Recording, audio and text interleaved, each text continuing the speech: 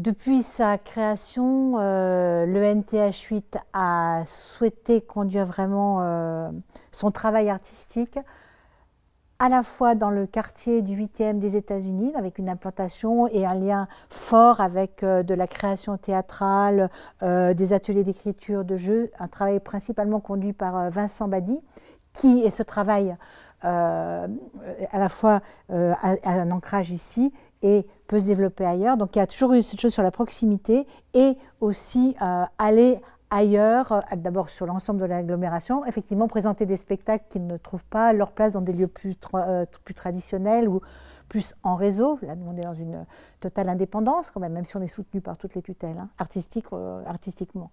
Et également un lien avec l'international, avec l'étranger ou aussi avec d'autres langages comme la langue des signes. Donc on s'imagine comme dans une relation avec le proche et le lointain, et généralement avec l'autre. L'autre qui est en nous et l'autre qui est l'autre qu'on ne connaît pas encore.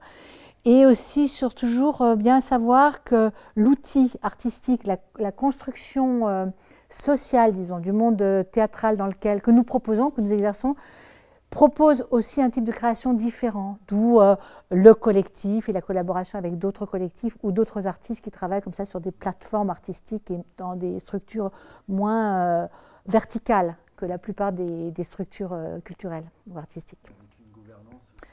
Collective, enfin collégiale, collective, oui, c'est ça. On est aussi une SCOP, enfin bon, il y a beaucoup d'éléments de la... Et aussi, on est membre d'un GEC, un groupement d'employeurs pour l'insertion et la qualification. Tout ça, c'est aussi notre volonté de participer en fait à des structures sociales issues des luttes ouvrières hein, pour inventer quelque chose de profondément contemporain. Oui, là, on est en plein recrutement, donc on rencontre plus de 400 candidats et on gardera à la fin 12, on signera 12 contrats de 2 ans, contrats de professionnalisation.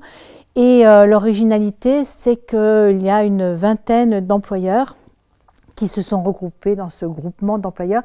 Et dans un premier temps, c'est Néjon et moi, plus un ancien compagnon qui sélectionnons une cinquantaine de candidats, mais qu'après, les 12 derniers vont être choisis par l'ensemble de ces futurs employeurs, que pendant 2 ans, il y aura d'une part un tiers de leur temps en formation professionnelle complémentaire, parce que la plupart d'entre eux sont déjà issus de conservatoires de région ou ont déjà une petite expérience professionnelle, mais quelque chose de complémentaire, et ils seront associés artistiquement aux créations de la vingtaine de compagnies partenaires. Et les compagnies, c'est très différent, ça va des centres dramatiques aux compagnies émergentes qui sont capables déjà de s'engager sur sortir un salaire d'un jeune acteur.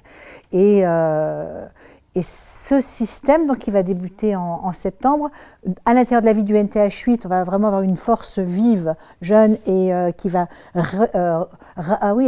régénérer vraiment notre propre pratique artistique, donc ici, et dans différents théâtres. Et le bilan qu'on fait je crois qu'il y a eu déjà 7 générations de compagnons, c'est que leur insertion professionnelle à l'issue de ça se fait bien, qu'ils travaillent maintenant avec beaucoup de compagnies ou d'artistes qu'ils ont rencontrés dans le compagnonnage, et du coup que le cercle s'est élargi, et maintenant on peut les retrouver dans beaucoup de créations de la région ou en France, quoi.